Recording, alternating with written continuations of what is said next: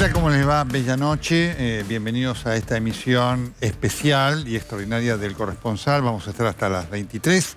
Como siempre, me gusta agradecerles a Valeria San Pedro y a Gustavo Tubio la amabilidad, el afecto y el cariño con el cual nos transmiten el deseo de buen programa. Un programa muy intenso, como siempre lo tenemos, y obviamente tomado por las circunstancias de este momento de la Argentina, por eso las 2 horas.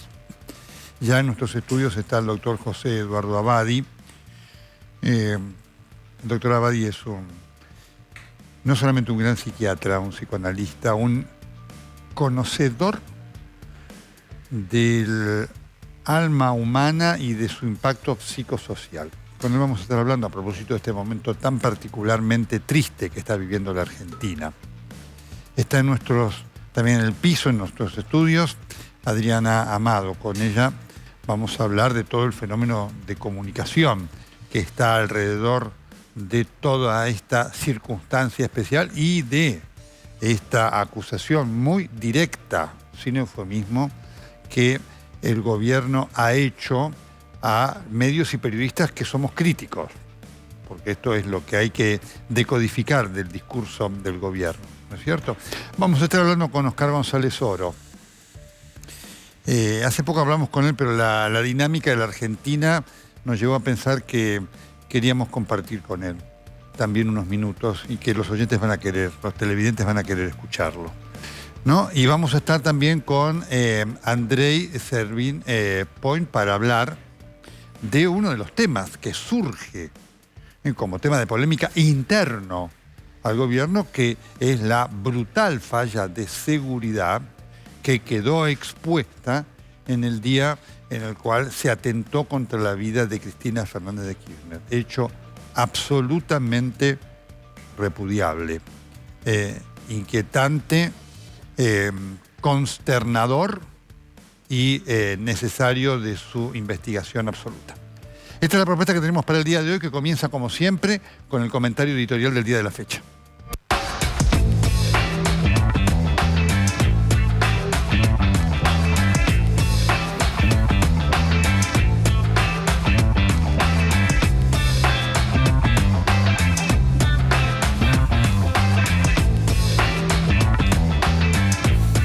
El atentado, que afortunadamente no se concretó contra la vida de Cristina Fernández de Kirchner, fue un intento de magnicidio.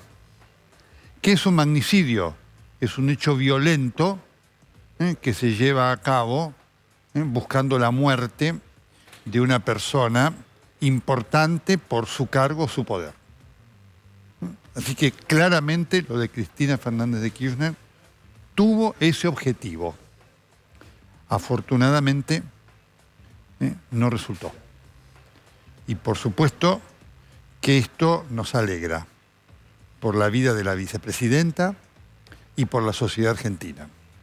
Más allá de lo que está ocurriendo socialmente con este tema, esta es una de las cosas que vamos a estar hablando con Adriana Amado, y lo que está pasando a través de las redes en la Argentina en cuanto a gente que cree que esto no existió. La justicia está demostrando que esto claramente existió y las imágenes demuestran que esto existió. Pero sobre este punto se ha producido una reacción del gobierno y, por supuesto, sobre este punto es importante hacer el análisis de por qué se llegó hasta aquí y cómo va a ser el después. Este punto es un elemento bisagra en la vida política de la Argentina. No habíamos tenido una situación así, a pesar que en el año 91 hubo un atentado contra la vida del doctor Raúl Alfonsín cuando ya no era presidenta de la República. Estamos viviendo un presente enormemente peligroso. Enormemente peligroso porque estamos en un contexto de crispación y de intolerancia política. Lo que está ocurriendo en la cúpula de la política tiene impacto sobre la sociedad. Hay una sociedad que viene dividida, profundamente dividida, y en esto yo quiero ser claro y descriptivo, porque es muy importante hablar con claridad y sin eufemismos. El kirchnerismo fue propulsor de esto. Y esto lo quiero marcar, porque esto no lo habíamos vivido en la Argentina hasta que se produjo el advenimiento del kirchnerismo. Habíamos tenido vehemencia de la rivalidad política. Claro que la hubo. Entre Menem y Alfonsín, entre Menem y sus adversarios. Claro que la hubo en la década del 90. No llegamos a una situación antinómica. Son dos cosas distintas. La pluralidad contempla en el ámbito de la política la discusión, la diferencia. La diferencia, que es la base de la pluralidad, enriquece. Enriquece la vida de la sociedad. Pero esto no es un enunciado, no es un eslogan. Alguien me decía estos días, pero Nelson, ¿eso es un eslogan? No, no es un eslogan. Está demostrado por la historia.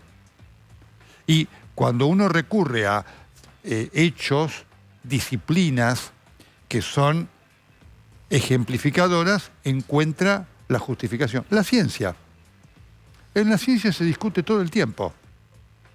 Todo el tiempo. Uno da una hipótesis, se discute, después si se comprueba, se la toma, y así todo, eso sigue permanentemente abierto a la discusión. Gracias a eso evolucionó la humanidad. Clarísimo. Por lo tanto, en la política mucho más. Porque lo demuestran los hechos, nadie tiene las soluciones mágicas para la complejidad de problemas que la actualidad presenta. No existe la solución mágica.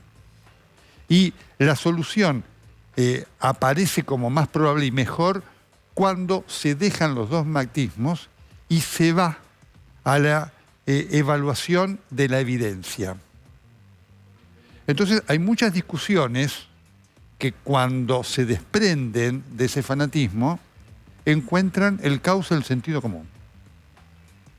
Esto de estatismo versus mercado es una cosa que la realidad demuestra que no existe. En los países capitalistas modernos convive el mercado con el Estado en forma inteligente como elemento de regulador. Así que lo quiero marcar claramente. Entonces, la pluralidad es necesaria con el elemento que le agrega la lucha por el poder. La lucha por el poder agrega en la democracia un factor que puede ser enriquecedor o no, porque ahí fundamentalmente aparece la condición humana. Pero insisto, la democracia es pluralidad y la pluralidad enriquece. La antinomia no es democracia. En la Argentina, desde el momento de la recuperación de la democracia y hasta el 2005, 2006, tuvimos esa pluralidad. No hubo antinomia. Eso fue uno de los elementos superadores que dejó como enseñanza y consecuencia la brutal dictadura militar que se abatió sobre la República Argentina. El advenimiento del kirchnerismo introdujo este fenómeno de la antinomia. A eso se le produjo después, se le generó o se le agregó una reacción. Toda acción genera una reacción. Y también entonces aparecieron sectores del otro lado en los cuales en muchos anida este sentimiento de antinomia. Pero la generación vino del kirchnerismo. Tanto es así que eso lo criticó acá en estos estudios El mismo presidente de la República. Fue el mismo hoy presidente de la República, Alberto Fernández, que en estos estudios de TN, hablando conmigo y con otros periodistas, marcó lo que había sido su decisión de irse del gobierno de Cristina Fernández de Kirchner, porque había entendido que lo que había sucedido con el campo había introducido un elemento contaminante de la democracia, que es la antinomia. Y desde entonces seguimos así.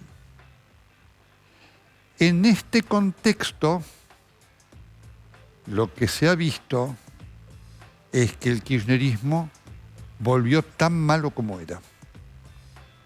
Lo digo con profunda pena, lo digo con pesar,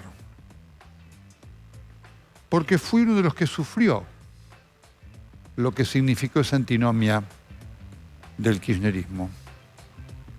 Los periodistas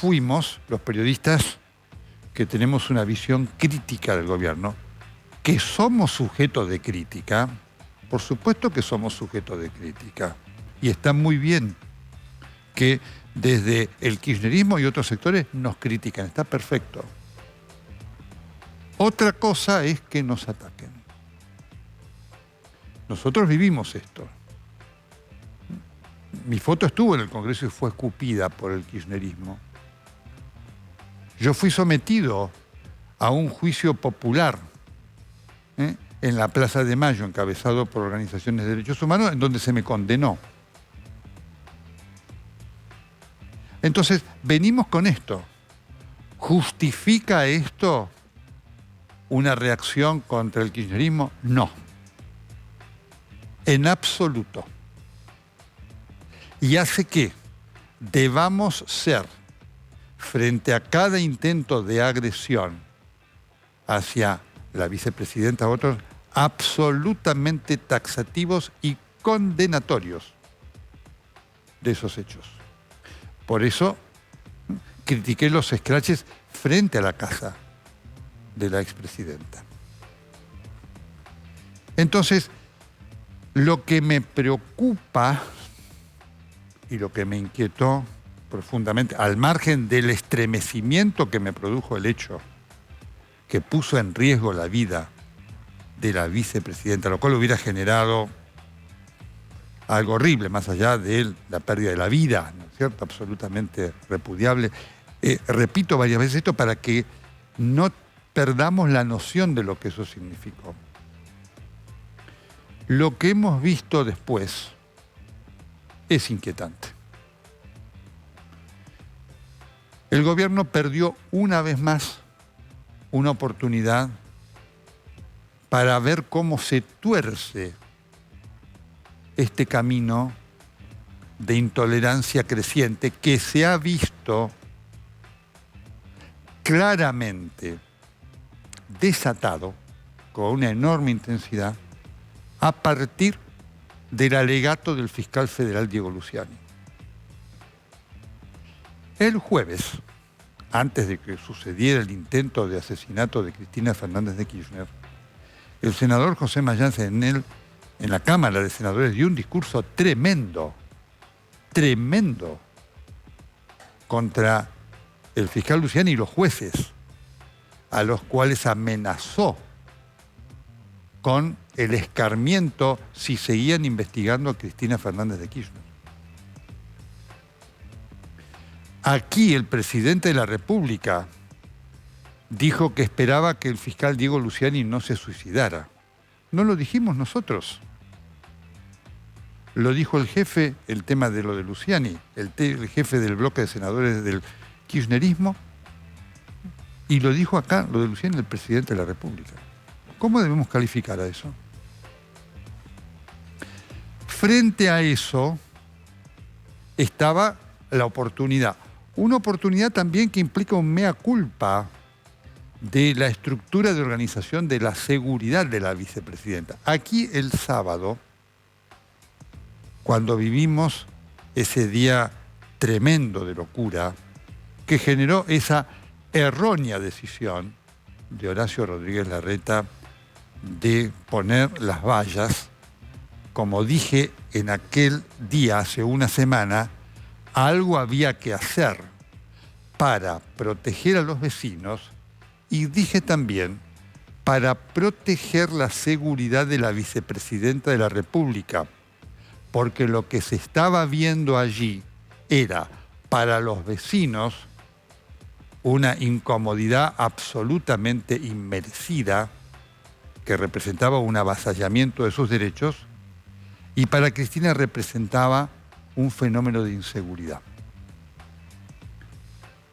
Uno lamenta no haberse equivocado, pero digo, ¿qué hubiera pasado si en vez de lo que sucedió, es decir, esta disputa política que lo llevó a Aníbal Fernández a decir que iba a reforzar la seguridad de la vicepresidenta y que iban a desplazar a la ciudad de eso, por la decisión del juez Roberto Gallardo, hubiera estado eso a cargo de la Ciudad de Buenos Aires? Las acusaciones que hubiera habido a Horacio Rodríguez Larreta. Entonces, me preocupa el tenor de las acciones que el gobierno ha llevado adelante en las últimas 48 horas en el contexto de su reacción frente a ese hecho. Yo esperaba, tenía la esperanza, lo confieso, uno siempre aspira a dar una chance al bien, al buen accionar, que hubiera un real llamado a la unidad por parte del gobierno nacional. No lo hubo. El discurso del presidente en la medianoche del jueves fue lamentable. Fue un discurso lleno de reproches, con un pseudo llamado de la unidad. Fue decirle, mire, a ustedes, los opositores, la justicia y los medios son los culpables de esto. Los llamo a la unidad, pero la culpa es de ustedes. Es imposible generar algún puente de unidad. Y lo que ocurrió ayer en la reunión del presidente de la República en la Casa Rosada fue aún más inquietante. En esa foto de la unidad no estaban los partidos políticos.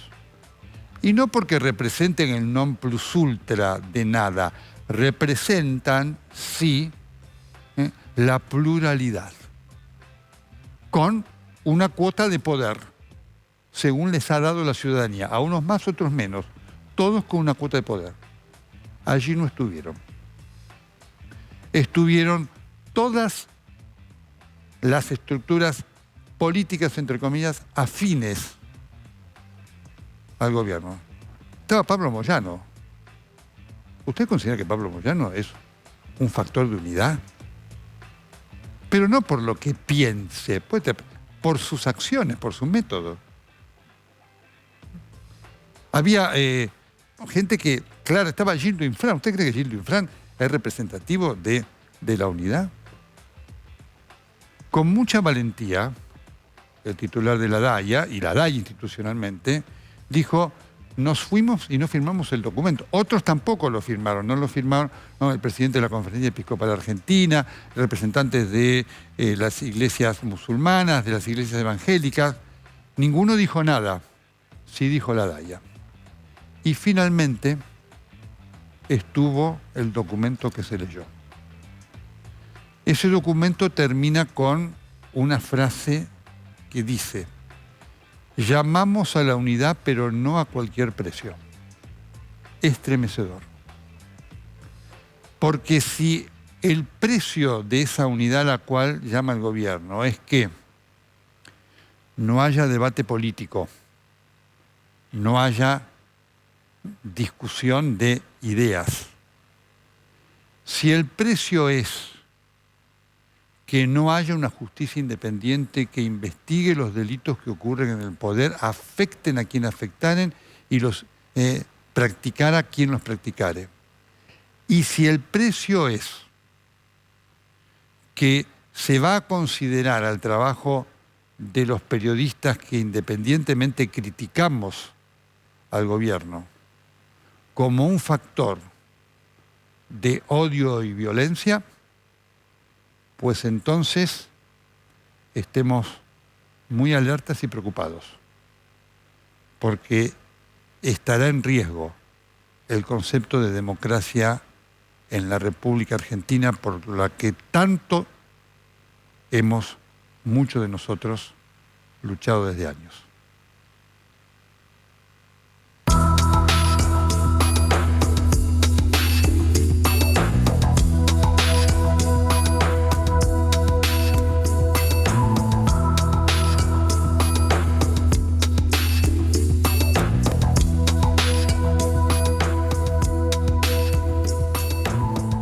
Muy bien, les repito que está en nuestros estudios Adrián Amado, está también el doctor José Eduardo Abad y vamos a estar hablando también de la realidad. Rosendo Fraga, vamos a estar hablando con él también y con Andrés Servín Point sobre el tema de la seguridad. Pero ahora con enorme gusto lo estoy saludando a Oscar González Oro. ¿Qué tal, Oscar? ¿Cómo estás? Bella noche.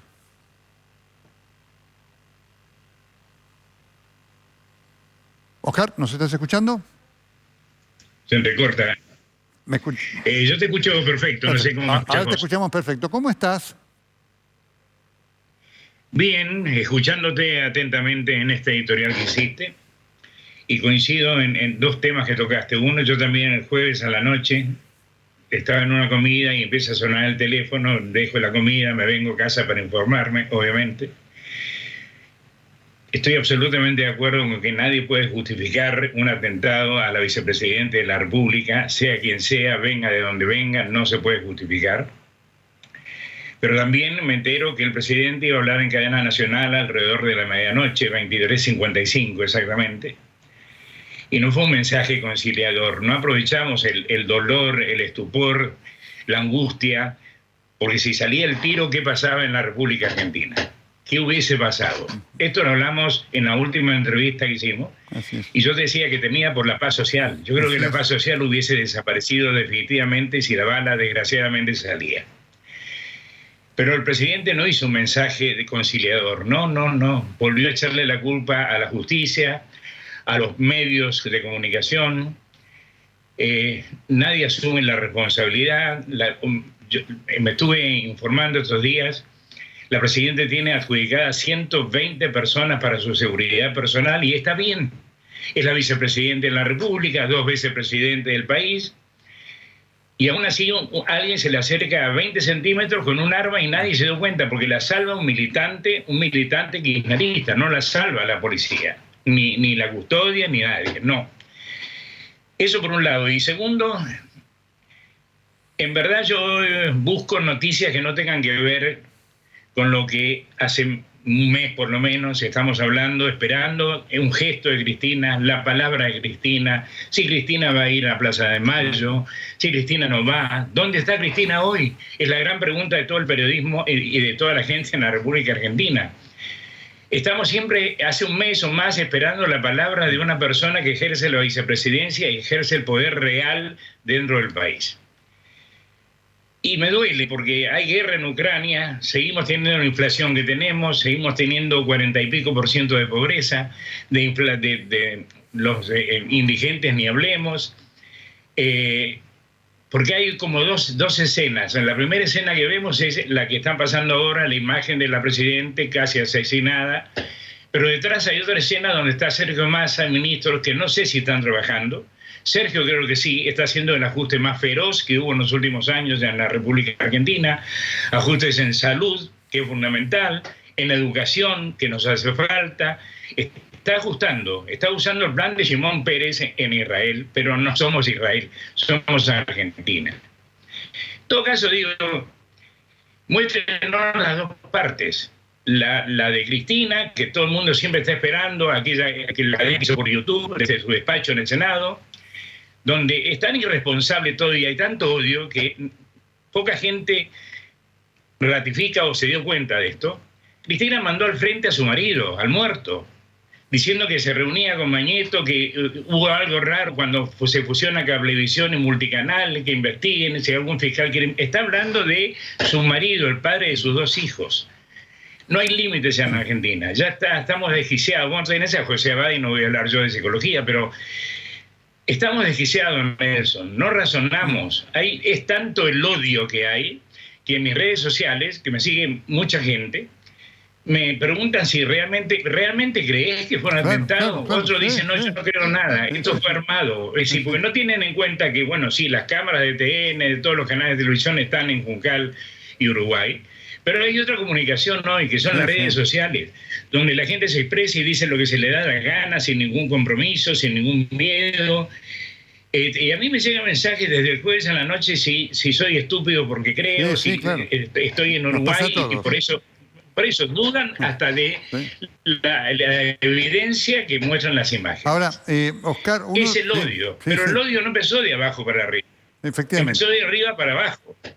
Esto es muy claro. Y efectivamente, y por eso pensamos en vos en la convocatoria en estas horas, porque yo me acordaba de aquella conversación que tuvimos en julio, donde vos hablaste de tu temor por la paz social, porque además, y por eso no sé, cuando uno se aleja un poco de esta realidad tóxica, toma conciencia de lo que a veces el devenir de la vorágine no te permite, digamos, precisar o no te permite configurar en su real dimensión. Y yo me acuerdo que vos dijiste, temo por este tema de la paz social, y todavía no había ocurrido lo que viene ocurriendo en este mes. Es toda idea de, digamos, de la vorágine de barbarie en la cual estamos aquí en la República Argentina, ¿no? De la cual son responsables los dirigentes, los diputados. Hoy fue vergonzoso la sesión en diputados. Un diputado que se para a los gritos y se va, un bloque que se para y se va. Digo, ni ante la circunstancia más adversa que tiene la República Argentina en las últimas horas, deciden pensar en unirse, en recapacitar, en no insultarse, en no agredirse. Ahora era en repudio al atentado. Van a hacer una segunda reunión de la Cámara en repudio a la primera sesión, porque es repudiable lo que hicieron. Ahora, es fenomenal esta involución, ¿no?, que venimos teniendo, porque eso hace 15 años no ocurría. O sea, estaba la discusión vehemente de la política, claramente, pero había una convivencia que uno la veía en que después de discutir había legisladores y demás que se sentaban a tomar un café. Hoy esto hasta se ha perdido eso, lo cual demuestra la profundidad de todo esto, que como vos bien decís y lo marcan las redes, después, y ese es el gran problema, ¿no es cierto? Eso después filtra, ¿no?, y declina en la sociedad, ¿no? Sí, claro, porque hay dos países, Nelson, por lo menos dos. Uno que se llama Juncal y Uruguay, y otro país que es de San Pedro de Colalao, Vicuña Maquena, Guaymallén en Mendoza. Que ese país está esperando que alguien piense en ellos, definitivamente, que dejen de pensar en cómo salvamos a la vicepresidenta de la República, si es que la justicia algún día la condena, pues todavía, repito, lo que digo permanentemente, no hay condena, hay un proceso, hay un pedido del proceso. La Cámara decide, suponiendo que decide en contra de la presidenta, tiene casación, después tiene la Corte Suprema. Estamos hablando de 3 años y la inhabilitación empieza a funcionar con la sentencia definitiva. Es decir, tiene 3 años para hacer política, para seguir siendo senadora el año que viene. Si quiere presentarse como candidata a presidente el año que viene, puede hacerlo. Es decir, no está inhibida hoy. No. Es mentira. Entonces, digo, el país que está sufriendo frío, hambre, angustia. Obviamente se angustia porque casi matan a la vicepresidenta de la República, o también tiene la angustia diaria de saber si va a comer, si puede pagar el colegio, si puede tomarse 2 días de vacaciones, si puede comprar los remedios el abuelo, si no puede comprarlos. Eso está como haciendo crecer una sociedad que mira para todos lados y dice, bueno, ¿quién está pensando en mí? Claro. ¿Quién piensa en mí? Que soy pobre, que soy indigente, que no tengo dónde vivir, que me muero de frío a la noche, que los chiquitos no tienen zapatillas. Digo, en la Argentina en esa Argentina, creo que nadie está pensando. Nadie. Muy brutal esta disociación. Permitime que quiero incorporar en este segmento para compartirlo contigo también a Rosendo Fraga. Rosendo, ¿cómo estás? Buenas noches. ¿Qué tal, Nelson? Gracias por llamarme. Estamos con Oscar González Oro, que está haciendo una reflexión tan interesante de su vivencia y a veces lo que permite la distancia de ver. Y siempre recuerdo, porque en la última conversación de Oscar allá por julio, él alertó sobre el tema de la paz social. Si vos dijeras, hoy pasó lo de diputados, demás, porque este tema de la paz social comienza a ser un elemento no solamente de trascendencia política, sino de, digamos, que afecta a la vida de la gente del común. ¿Vos hoy qué visión tenés de esto? Bueno, yo diría, la Argentina estamos viendo configurarse una gran amenaza. Lo que te digo que poner enfrente es qué oportunidad nos da esta situación para conjurar, evitar, ¿no es cierto?, la amenaza. Lo que ha mostrado, el país está viviendo, yo diría, una escalada. Como ejemplo, el 22 la acusación del fiscal, ¿no es cierto?, Luciani. 5 días después, los incidentes frente al domicilio de la vicepresidenta. 6 días después, el atentado fallido, afortunadamente, contra la vicepresidenta. Hay un proceso de crisis veloz y en alguna medida imprevisible, que requiere, para conjurarlo, ¿no es cierto?, aprovechar la situación como oportunidad, ¿no es cierto? ¿Y qué es lo que vimos hoy? Creo que lo que pasó en el Congreso fue desperdiciar una oportunidad. Haya sido quien haya sido la culpa, se desperdició la oportunidad de dar una imagen política de solidaridad, de cohesión, de conciliación. Entonces, como los riesgos no se terminan por decreto y van a existir, quizás en julio uno o yo visualizaba el riesgo de paz social y lo ubicaba más en el terreno económico-social, ¿no es cierto? Y se dio en el político. Lo que hay que preguntarse es ¿qué puede hacer la política, ¿no es cierto?, para limitar los riesgos, ¿no es cierto?, reducirlos, atenuarlos, controlarlos. Y acá donde todavía no aparecen señales contradictorias y todavía no veo esa voluntad política de las partes en conflicto para atenuar los riesgos. Oscar, vos le hiciste uno de los primeros reportajes al presidente de la República en tu programa de la Radio Real Avia, y recuerdo claramente, vos le hiciste 2 o 3 preguntas muy precisas insistiendo sobre esto que había sido su promesa de volver para ser mejores y de superar la grieta y la división. Lo preguntaste en los 2 reportajes muy claramente y él te respondí diciendo, efectivamente vamos a hacer esto. En pos de esto que pasó, de tu conocimiento, siempre recurrimos a vos que sos alguien que lo conoce muy bien al presidente. ¿Qué pensás que le ha pasado para llegar a esto? ¿No se da cuenta? ¿Es otra persona? ¿Había una persona que no conocíamos? Yo creo que él tenía la intención de hacer lo que me decía que iba a hacer. Me dijo, no voy a llenar la heladera, le voy a comprar la heladera. Ok. Me parece que no lo dejaron, no lo dejó la vicepresidenta de la República, le boicoteó el gabinete, una guerra por Guzmán enorme, le sacó a Lozardo, que era ministro de Justicia. Es decir, la vicepresidenta demostró quién tenía realmente el poder.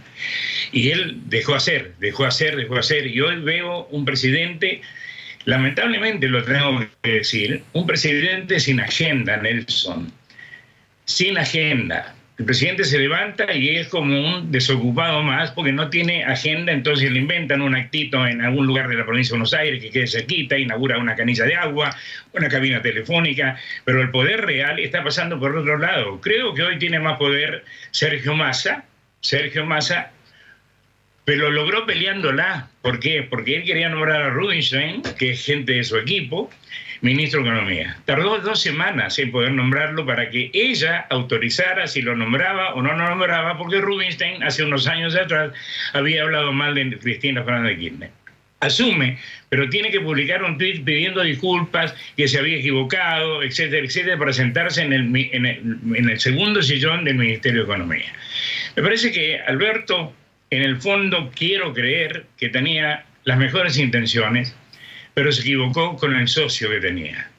Nunca conoció el carácter del socio, el odio del socio, el miedo que tiene el socio, porque Cristina tiene miedo a ser condenada, pero no va a ir presa, no la vamos a ver presa, Nelson y mi querido amigo. No la vamos a ver presa. Va a tener domicilio, si tiene alguna vez una sentencia firme, va a ser prisión domiciliaria, y lo sabemos. Y te repito, el otro día en esa enumeración de actos, de hechos que hizo desde su despacho en el Congreso, lo mandó al frente a Néstor Kirchner, concretamente. Lo acusó de haber cometido un hecho ilícito.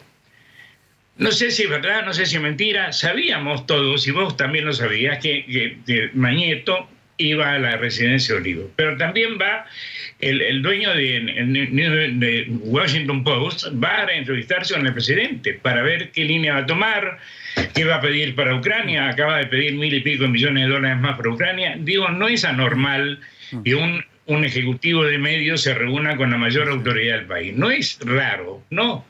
Es el presidente con el jefe del grupo de comunicación más grande que tiene Argentina, que es el Grupo Clarín.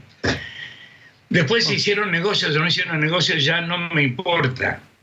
Pero lo que quiero decir es que Alberto subió con buenas intenciones, porque sería ilógico que haya aceptado si no tuviese buenas intenciones, y no lo dejaron. No lo dejó la Cámpora, ni Máximo, ni Cristina, no lo dejaron. No, lo vaciaron de poder. Hoy el presidente tiene menos poder que Massa. En este sentido, y recordando además que la frase de la lapicera te pertenece, vos fuiste el que le preguntaste quién tiene la lapicera, hay un elemento aún mayor, porque efectivamente esto está ocurriendo, pero estamos frente a un hecho de shock, ¿no? En cuanto a la posibilidad de llamar a la unidad. Vos viste, como vimos nosotros, la foto de ayer de la unidad, ¿no es cierto? Donde había gente, digamos, violento como Pablo Moyano, digamos, y una unidad parcial. Los que piensan diferente no estaban. Impacta mucho ver esa involución del pensamiento de Alberto Fernández, del no darse cuenta de cosas muy obvias, porque esto no necesita ningún tipo de lucubración política. Eso es impactante. Sí, es impactante, y es impactante no haber aprovechado. Yo comparo siempre la sociedad con una enorme familia.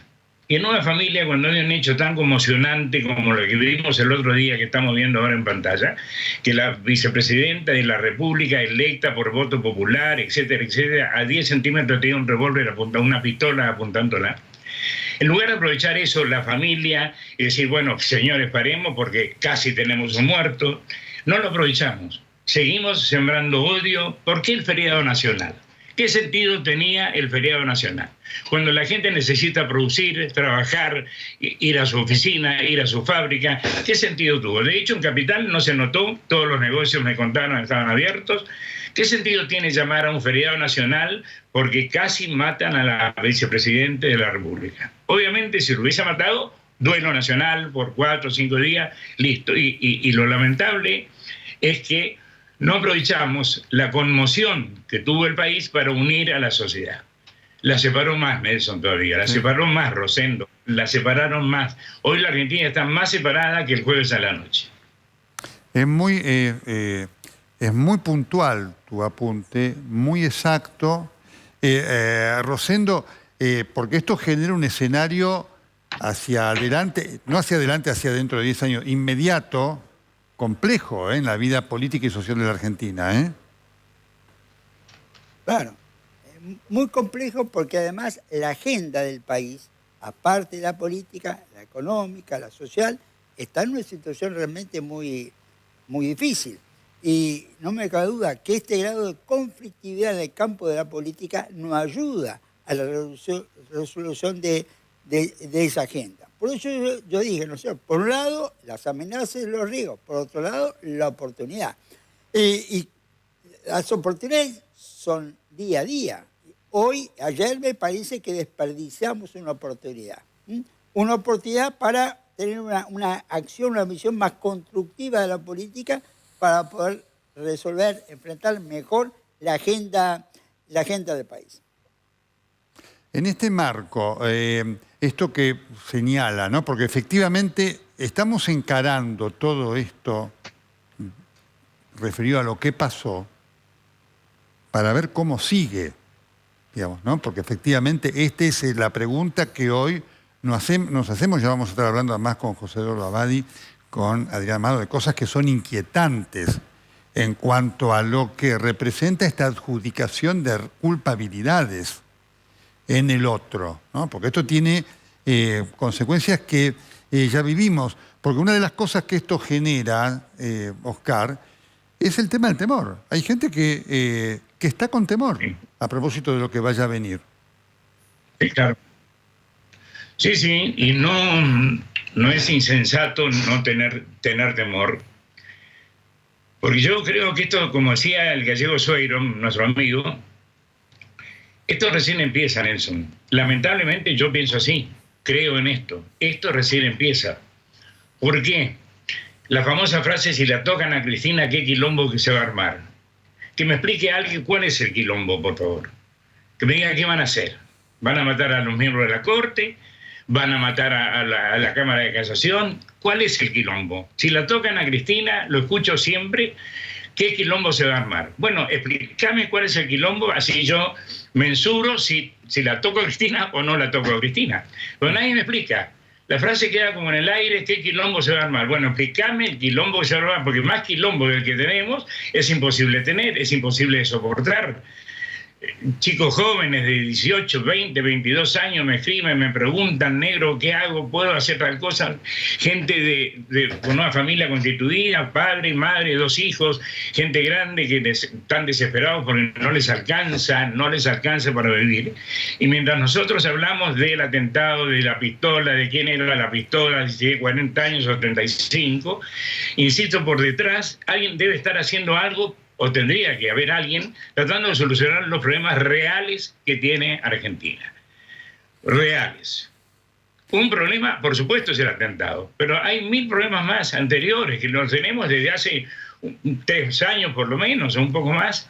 La pobreza sigue subiendo, la inflación sigue subiendo, vamos a tener inflación, según me dicen los economistas, a fin de año de 3 dígitos. Y el año que viene probablemente sea peor. Entonces, ¿quién piensa en eso? ¿Qué hace el Gabinete Nacional todos los días si el presidente no tiene agenda? ¿Cómo laburan? ¿Cómo deciden? ¿Por qué le corto a el presupuesto a educación y a salud y no cierro el Ministerio de la Mujer, por ejemplo? Que no sirve, que no funciona. Digo, es tan irracional todo que te cuesta entenderlo. Es como empezar a leer el libro de atrás para adelante. Y yo ya estoy harto de leer el libro de atrás para adelante. Ya lo leí, ya lo vi, ya sé cómo termina, ya sé todo. Entonces digo, ¿hay soluciones en Argentina? No lo sé. Hoy no lo sé. Sé que hay un nivel de conflictividad enorme, un nivel de odio enorme, y el odio no hace crecer. La famosa frase de Hamlet, algo se está pudriendo en Dinamarca. Bueno, el olor a podrido de la Argentina desde la distancia se nota, se ve, se huele. Oscar González Oro, muchísimas gracias por tu presencia en esta noche, en este momento tan delicado y triste de la Argentina. Un abrazo muy grande. Sí. Un abrazo, pero comprometete, porque creo que en fin de septiembre, octubre, voy a hacer, como hace Infobae, en El Observador, que lo acaban de comprar unos amigos argentinos. Voy a hacer entrevistas directo y va a quedar colgado en la página, por supuesto. Así que uno de los invitados que vas a tener que ir a Montevideo sos vos. Va a ser un gusto. Oscar, un abrazo muy grande. Un abrazo grande, un abrazo a Rosendo y a José Abadi, que me hizo una nota maravillosa hace muchos años. Muchas gracias. A vos, ¿eh? Estamos en esta emisión especial extraordinaria del Corresponsal. La pausa ya seguimos. Está Rosendo Fraga, José Eduardo Abadi, Adriana Amado. Vamos a hablar también con especialistas en seguridad, con Andersen Breakpoint. Vamos a conocer el detalle de lo que falló. Muchas cosas para compartir con todos ustedes. No se vayan. Muy bien. A mi derecha está José Eduardo Abadi. ¿Qué tal, José Eduardo? ¿Cómo estás? Adriana Amado. Un gusto enorme. Bien, la noticia, el hecho del atentado contra Cristina, un intento de magnicidio, dio vuelta al mundo. Y llegó al Festival de Venecia, donde se está presentando una gran película argentina, Argentina 1985, se llama así, dirigida por Santiago Mitre, con protagonismo de Ricardo Darín y de Peter Lanzani, en donde se habla del célebre e histórico juicio a las juntas, ¿no? Con esa gran actuación del fiscal Julio César Estrasera, acompañado por Luis Moreno Campo. En la conferencia de prensa que estaban dando entonces allí en el Festival de Venecia, sucedió esto en relación a los hechos de la Argentina. La verdad que es un hecho horrible y creíamos que ese nunca más que plantea el fiscal Estrasera había sido para siempre, y vemos que todavía la violencia sigue existiendo. ¿Cómo se reprime la rabia? Bueno, eso yo no estoy habilitado o capacitado para analizarlo en términos individuales. Cada uno hace lo que puede con respecto a la rabia, a la ira, a la cólera. Por eso es que es importantísimo revisar cuál es la violencia propia, la interna, qué es lo que nos pasa a nosotros adentro, porque a veces sin darnos cuenta podemos contribuir a esa violencia generalizada. Yo creo que si uno tiene sensibilidad humanista, el primer deber es tratar de ponerse en el lugar del otro, incluso cuando recibimos una agresión. Porque la bola de nieve que produce la agresión y la violencia es muy fácil de generar y es muy difícil de detener. No nos olvidemos que el odio probablemente sea el único sentimiento que no prescribe. Esto ocurrió en el Festival de Venecia, una frase muy impactante, la de Ricardo Darín, ¿no? El odio es el único sentimiento tal vez que no prescriba. José Eduardo, ¿qué pasa con el odio en la Argentina? Mira, creo que son varias cosas, si me permitís. Que lo primero, por supuesto, y me parece como un deber de todos nosotros, es nuestro absoluto impacto y repudio a este intento de asesinato, a este magnicidio de haber sido efectivo, y que no solamente es un ataque a la vicepresidenta, sino que es un ataque a las instituciones. Por lo tanto, hubiéramos sido también nosotros, como ciudadanos, víctimas de este atentado. El otro punto que me parece importante destacar es si nos ocupamos de la otra víctima. ¿Quién es la otra víctima? La ciudadanía argentina, nuestra sociedad, nuestro país. Un país que, y esto lo testimonia cada vez más, no logra integrar. Yo creo que si hay una palabra que es muy importante para comprender lo que nos pasa, es que no logramos integrar. ¿Qué es integrar? Escuchar al otro, incluirlo al otro, dirigirnos a ese otro y hablar, dialogar, debatir. ¿Por qué no logramos la integración? Porque aparecen muchos islotes que, en lugar de escucharse y decir lo que piensa, en función del miedo, en función de ambiciones voraces de poder, en función de ignorancia, en función de intereses de otro orden, están en una posición belicosa. ¿Qué quiere decir una posición belicosa? Se está en guerra. Y cuando se está en guerra y se termina el diálogo, no hay política, solamente hay víctimas. Y esto es un punto muy, muy delicado. Estamos en un momento, bueno, donde el enfrentamiento no da lugar a síntesis superadoras, porque no estoy registrando el derecho del otro a opinar, a decir, a tener su propia posición, a disentir conmigo e integrarnos, aceptándonos en nuestras diferencias, que vos lo dijiste en el editorial. Porque ¿qué es la democracia si no es la libertad? Y la libertad, ¿qué es si no la inclusión de la diversidad y las diferencias? Es muy importante esto que estás marcando, y hay varios puntos que se derivan para pedirte precisiones sobre este momento. Primero, está muy claro esto que dice José Eduardo, ¿no? La víctima es toda la ciudadanía, no solamente fue la vicepresidenta, porque sufre la institucionalidad y nos afecta a todos. La integración exige también voluntad de hacerlo, de aceptar al otro. ¿Esto y cómo está en la República Argentina? Es importantísimo lo que decís, porque no hay manera de que uno empiece a tener éxito en un esfuerzo si no hay la voluntad de que esto suceda. Esfuerzo tiene que ver con voluntad, buena fe tiene que ver con voluntad. Entonces, si esta no existe, estamos en una apariencia solamente. La soledad que deja la incomprensión, el aislamiento, la sordera, es enorme. Y desde la soledad que se siente mucho miedo y mucha angustia. Y el miedo y la angustia, ¿qué provocan? O aislamiento, retracción, inhibición o violencia. Y además, ¿a qué da lugar? A que empiecen a haber una enorme cantidad de situaciones que hacen a nuestra realidad subjetiva, que la proyectamos sobre el exterior e imaginamos cosas terribles una tras otra y en forma sobredimensionada.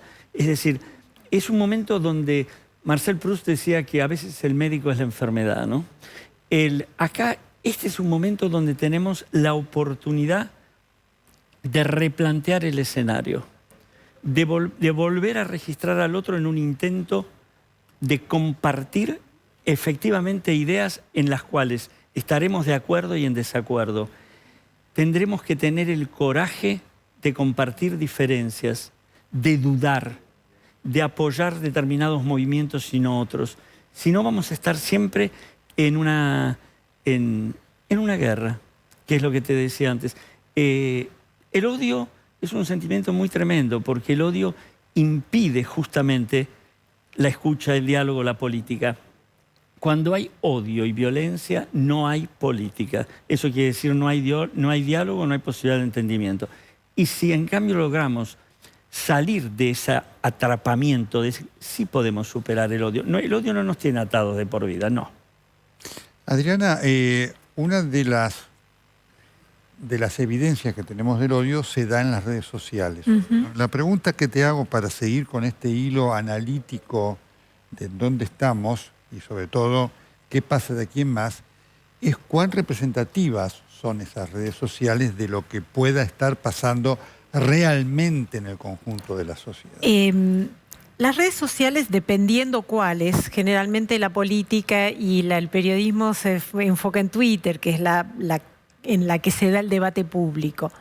Pero pasa un fenómeno que es muy curioso y que suele estar subestimado, y es que en las redes sociales la mayor parte del discurso y de lo que se comparte es un discurso de humor, de risa, de disfrute. Ahora, cuando la red social se asocia a la política, aparece el odio. Es decir, que el odio no es, o el odio, la bronca o la indignación. El odio no es propio de las redes sociales. Si uno ve una red social como TikTok o como Instagram, va a ver que la mayor parte de las cosas que se comparten son videos humorísticos, memes. Y en Twitter incluso los emojis que se comparten, y esto es estadísticamente probado, tienen que ver con sonrisas, con corazoncitos, claro, pero después aparece la política, aparece esas actitudes agresivas, y la política, así como nos la asignan los medios, también dice, son las redes sociales, no soy yo. Prestando mucha atención a lo que decía el doctor Abadi, la síntesis social tampoco se la podemos dejar a la ciudadanía. Se supone que en las elecciones se presentan las diferencias, una de ellas gana con el compromiso de gobernar para todos. La síntesis la debería ser aquella parte política que entra al poder. Lo estamos viendo en otras partes lo estamos viendo en Chile, en donde gana una posición extrema, pero después el equilibrio institucional se mantiene. Lo mismo pasa en Brasil, incluso con un personaje tan controvertido como Bolsonaro. Parte de nuestro problema es que no sabemos tramitar esa diferencia, y las personas que están en el poder gobiernan como si fueran ellos los dueños de la verdad. Te pregunto, y yo ahora voy con Rosendo, ¿no? Esto que vos explicás muy bien, es decir, en la política la red social se transforma en un elemento de odio. Porque no todos están en la red social. Uno podría decir, bueno, lo que está pasando allí representa en la sociedad, lo que está pasando allí es un fenómeno de aquellos que entran y que están activos solamente, porque esto es un elemento clave para darle dimensión y ver si eso nos ayuda a interpretar lo que está pasando a nivel de todos o no. También o sea, representativo no lo es en la medida que es una parte minoritaria. Ahora, es la parte que toma las decisiones sociales. Entonces, en Twitter uno puede decir, bueno, hay una parte pequeña de la sociedad, pero suele ser las élites que toman las decisiones, con lo cual muchas de sus decisiones se toman a partir de lo que se ve ahí. Pero hay algo muy importante en lo que estás diciendo, ¿eh? ¿Qué le pasa entonces a la ciudadanía? ¿Qué le pasa a la gente? Se siente afuera, se desanima, cree que no hay lugar para la intervención de la gente, queda afuera. Y entonces aparece una especie de anemia perniciosa que es la corrupción, que los intereses electorales de grupos chicos están antes que los intereses políticos de la ciudadanía, que se refugian en consejos de gurúes en lugar de estar preocupándose en serio por estudiar lo que ocurre. ¿Y eso qué lleva? A que uno se corra y que quede el poder solamente en manos de aquellos que están interesados en su propio poder. Y ahí quedamos atrapados. Y también pensando que eso que pasa ahí o que se expresa es algo que no le tengo que prestar atención, claro, o lo que lo tengo que subestimar. Es un indicador. Si yo estoy viendo que cuando me asocio a la expresión popular se asocia a la política, tiene que ver con críticas, con mal humor, con malestar, eso no me está diciendo algo en lo que yo tendría que intervenir, en vez de enojarme con eso de decir ustedes no tienen derecho a sentir eso.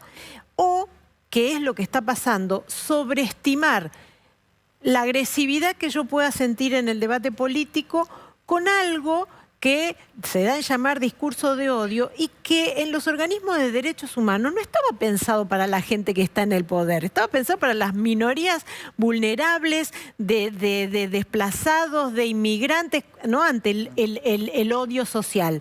No es para una persona que está en el poder, que además tiene la obligación de calmar los ánimos y de traer concordia. Pensá vos qué paradoja esta. Mirá, ¿cómo te suena esto? ¿Cómo te suena a vos, Nelson? Si yo te digo, para que veamos en qué quedamos encerrados, ¿no? Como paradojas. Busquemos la paz y la conciliación entre nosotros. Así que dejá de odiarme, vos que con tu odio destruís todo. Claro. Te hago una convocatoria ligeramente, no muy persuasiva, ¿no? Totalmente. Digamos. Entonces, si la convocatoria a un intento de diálogo y a una reconciliación de problemas que tienen que ver con diferencias son acusaciones, culpabilizaciones, en realidad estoy creando una barrera, ¿no? Y además también ocurre que en ese diagnóstico de que el insulto en la red genera violencia, también veo que el halago no genera mágicamente la concordia. No porque yo voy a decretar o voy a hacer una ley contra el odio, voy a eliminar un sentimiento que me está expresando, un síntoma social. Pero terminemos de regar la idea del odio. Habrá grupos pequeños, fanatismo fundamental, que sienten odio. No es cierto que toda la ciudadanía estamos cubiertos de odio, llenos de odio. Por favor, porque si no, estamos empezando a atajar proyecciones de la subjetividad de algunos y nos convertimos todos en culpables de quién sabe qué afectos tremendos tenemos. No, por favor, ¿no? Porque nos hacen cargo, sino de lo que tienen que hacerse cargo ellos, ¿no es así? No, porque por supuesto, porque aquí hay un tema que ahora voy a plantear con José y también con Adriana, que tiene que ver en relación a esto con dos aspectos. La credibilidad que este hecho genera, es decir, se cree o no se cree, claro, y el miedo. Pero lo tengo a Rosendo. Rosendo, te quiero preguntar, lo que hemos vivido en estas 24 horas es un instrumento, un paso en el operativo de la consolidación de la candidatura presidencial de Cristina Fernández de Kirchner.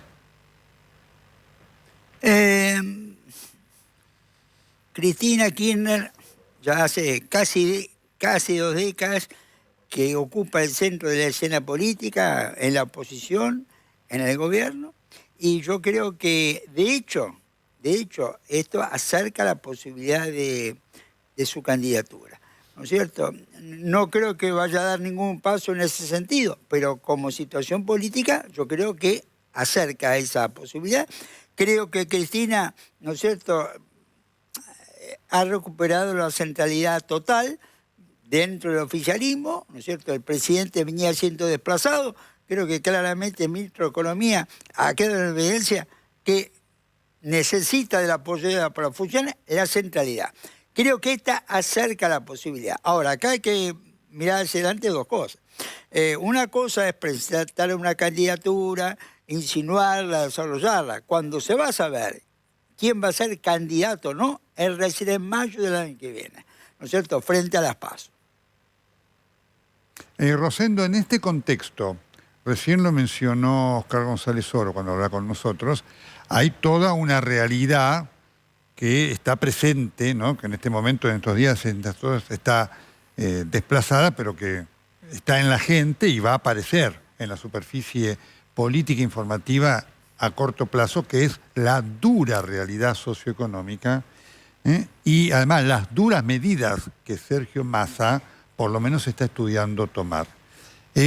¿Cuánto de eso, entendés, está en esta situación que se viene viviendo en el discurso político y en el accionar político del gobierno desde el momento mismo de la acusación del fiscal Luciani para, digamos, desplazar del centro de la escena eso?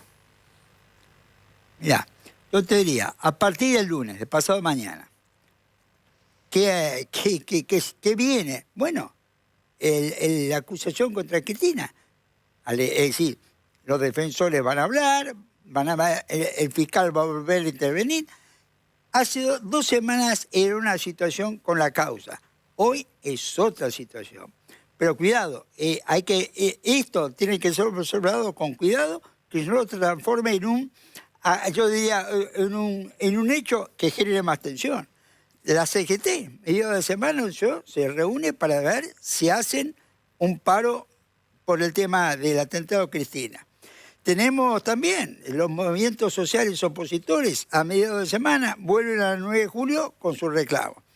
El viaje de Massa a Estados Unidos, los ajustes de Massa, los docentes, el Día del Maestro, que es el 11, más allá del fin de semana, es epicentro del reclamo de los docentes contra el ajuste en la educación. Y vamos a tener toda la información proveniente de la investigación del atentado. Ahora, todo esto ya ahora requiere una actitud de la dirigencia, donde también tenemos que tener en cuenta las minorías activas.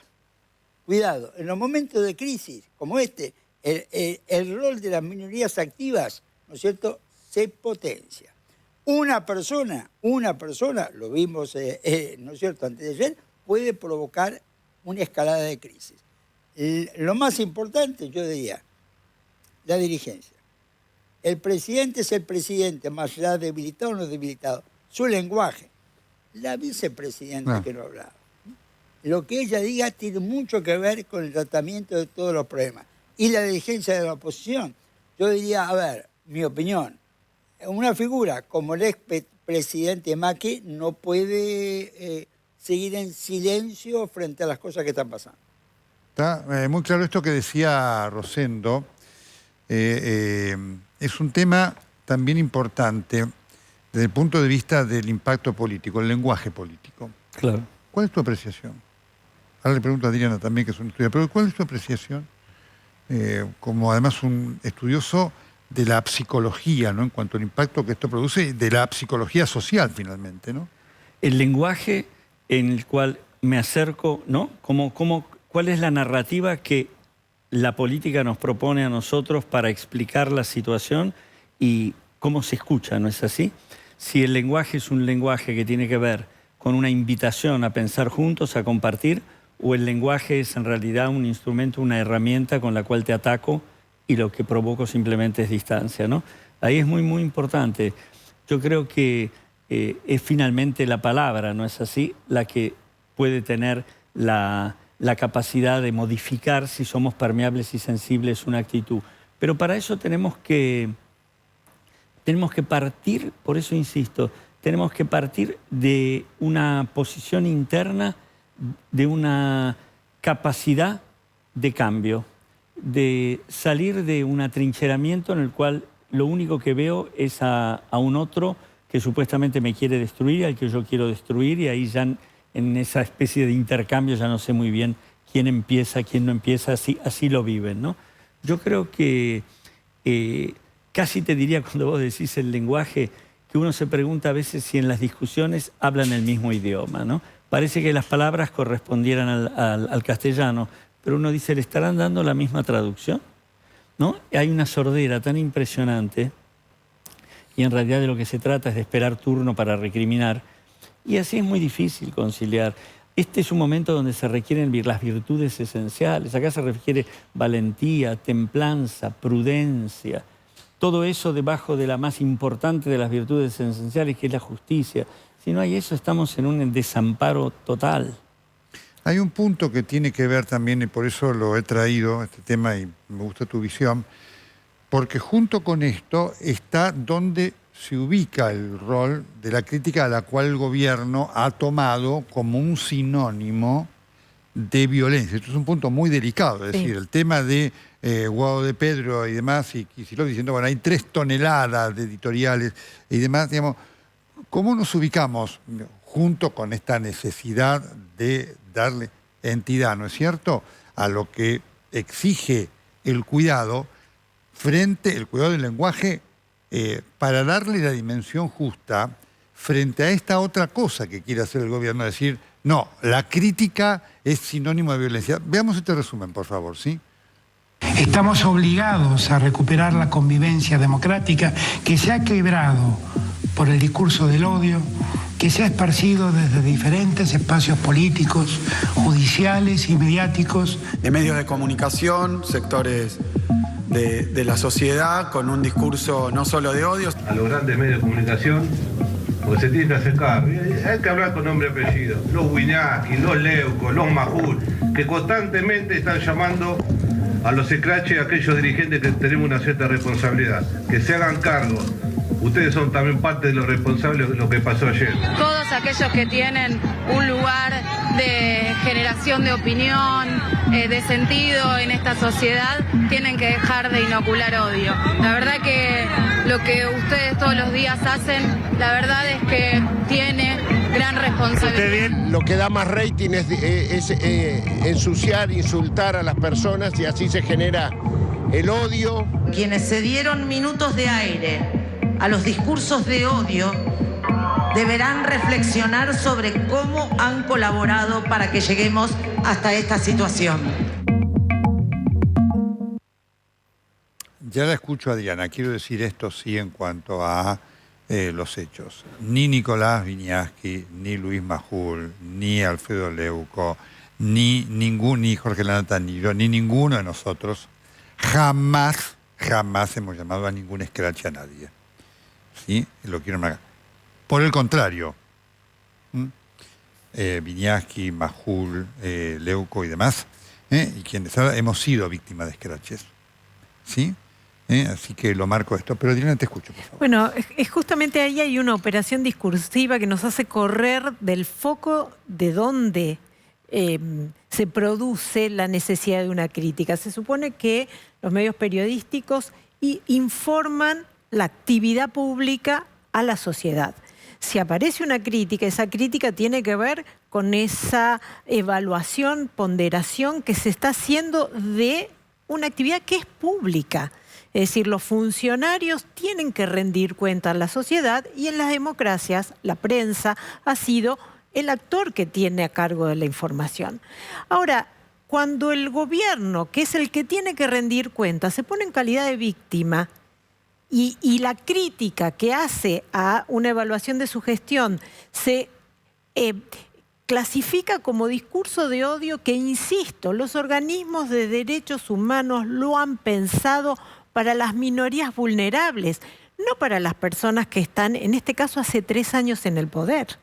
Y que, en definitiva, si existiera un clima de violencia, también son los responsables de intervenir en eso. Esta idea de que la prensa, además, es la causa del crimen social y no la acción que motiva la crítica. ¿Se entiende cómo la operación se corre de que el malestar social? Hablábamos del lenguaje, ¿no? Hace ya varios meses el gobierno insiste en un eslogan en todas sus campañas publicitarias, que es primero la gente. ¿Cuántos meses hace que no hablan de la gente? ¿Cuántos meses hace que no hablan de los problemas? Hay una encuesta que se hizo internacionalmente que muestra que en la Argentina el 91% de los encuestados de la muestra argentina, que es parte de 28 países, coincide que el rumbo del gobierno no es el adecuado. Es decir, ahí no hay grieta. Entonces, cuando estamos hablando de la situación procesal o de algún inconveniente que tiene algunos de estos personajes, tiene que ver con, no es primero la gente, es primero nosotros, y después vamos a ver qué hacemos de la ciudadanía. Quiero compartir, tanto con Adriana como con José Eduardo, esta imagen, ¿no?, que la publicó Telam, ¿sí? Telam es la agencia oficial. El micrófono es tremendo. Esto, qué bárbaro. Les confieso que cuando lo vi, pensé que era una fake news. Te confieso, Adriana, te confieso, José Eduardo. Vamos a ponerla otra vez, por favor, le pido a Virginia Musante y a Lorena Ibaldi, las excelentes productoras del Corresponsal. Lo voy a convocar también a Andrei para que se siente acá, porque quiero también que él reflexione sobre esto. Es un especialista en seguridad. Esta imagen es increíble. Es decir, si usted no se llegó a dar cuenta, digamos, es un micrófono, digamos, asimilado a un revólver. ¿no?, el que se utilizó en el atentado. Es tremendo esto. Sí, y además no solamente se equipara a ese micrófono que muchas veces se está poniendo en la protesta social, en la gente que viene a hacer su reclamo justamente a la acción de gobierno, sino que también se sobreestima el poder, porque supongamos que existe un medio o una persona que tiene un discurso intensísimo o súper agresivo. No podemos colegir que eso genera un efecto homogéneo en toda la sociedad automáticamente. Primero porque estamos además en un momento en donde la información circula con una diversidad como nunca antes en la historia de la humanidad. Además, esto es un hecho tremendo, porque además quien lo hizo no se da cuenta que puede ser también víctima de esto. Así, Telam usa micrófonos también, ¿no es cierto? Exactamente. Pero una cosa tremenda, ¿no? Además, que si no se termina de entender realmente algo que no solamente la psicología, el psicoanálisis, la psiquiatría ha estudiado, que es la necesidad de cuidar a tus semejantes si querés estar seguro. No hay chance de la convivencia de la que se hablaba si no cuidamos al otro. Eso no se puede entender. Y saber algo que es muy delicado y que tiene que ver con esta demonización, que es esta imagen que mostraste, ¿no? Ojo, demonizar no es un chiste. Demonizar es estigmatizar a una persona. Demonizar es crear una distancia y un miedo que hacen imposible la pregunta y la duda compartida. Nos alejamos de lo comunitario, nos alejamos de lo social, del hombre social. Si vos repetís una afirmación, me odian, lo que hay es odio, odio, todo el tiempo vas a terminar, algunos lo creían así, algunos nazis, en la época del nazismo, en la propaganda nazi, de convencer a todos de que efectivamente todos los argentinos nos odiamos entre nosotros, o que hay una mitad de la Argentina que odia a la otra mitad. No es así. No, pero no solamente, yo creo que también, por eso insistía en que estamos viviendo en un ecosistema informativo muy diferente al que pasaba hace 70 años atrás, en donde en esos casos, hoy lo estamos viendo con Rusia, en el sentido de que, bueno, se puede establecer un sistema cerrado de comunicación y que de alguna manera se baja un solo mensaje. Pero aún ahí, en Rusia, no podemos evitar que haya ciudadanos que estén informándose por otro lado, que acepten que hay otra realidad. Entonces, esta idea de que aun cuando pudiera haber una persona, es el todo, y que la sociedad solo escucha un mensaje. No es tan fácil alienarla, decís vos. Exactamente, no menos ahora, pero es justamente y paradójicamente lo que más molesta, que la sociedad no tenga hoy un pensamiento único, ni acepte homogéneamente ni siquiera lo que le dice el gobierno del cual, porque nosotros estamos también pensando por ahí la situación desde Buenos Aires.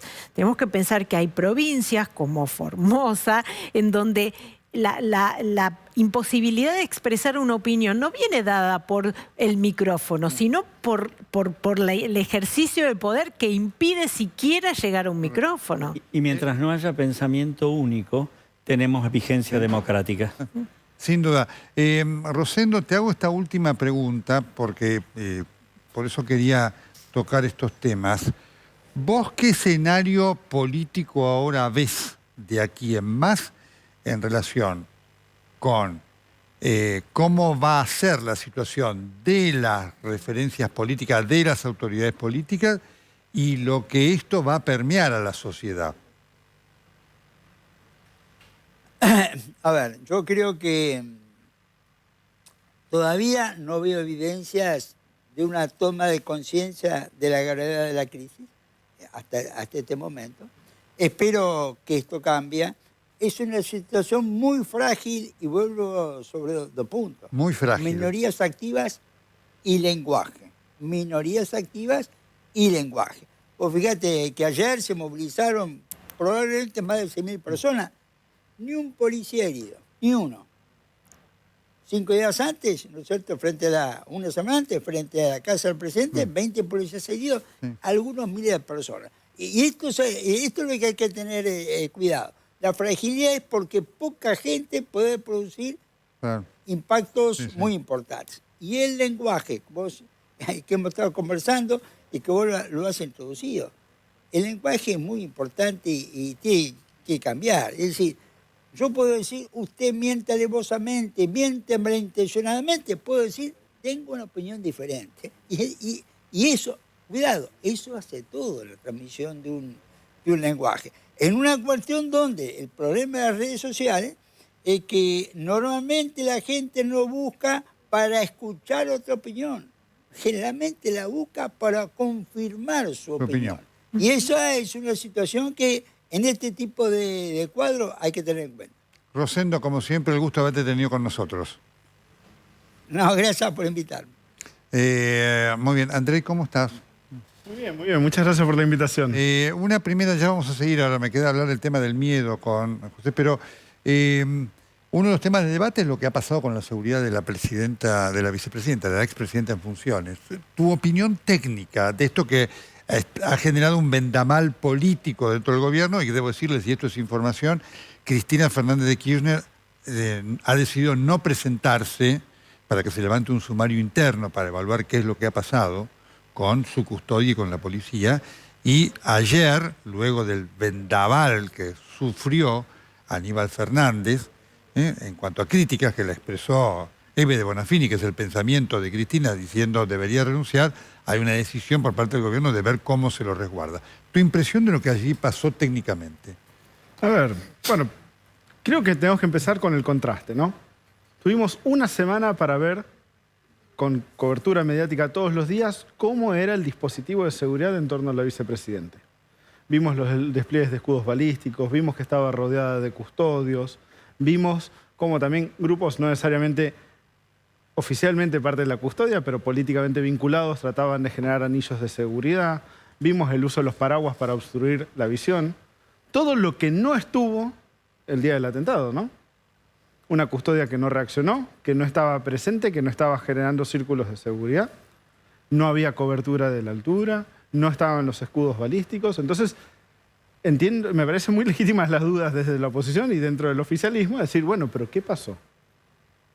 Porque todos esos elementos no estaban presentes. Pero no solo no estaban presentes, sino de que la reacción por parte de la custodia... Te hago esta pregunta porque era una de las cosas que se argumentaban desde el oficialismo. Bueno, Cristina no quiere nada. Vos sos un especialista de decir, la persona custodial, ni más ni menos que el vicepresidente, puede decir, yo no quiero esto. ¿Significa que la custodia debe ceder y decir, bueno, entonces no se hace más nada y pase lo que pasare?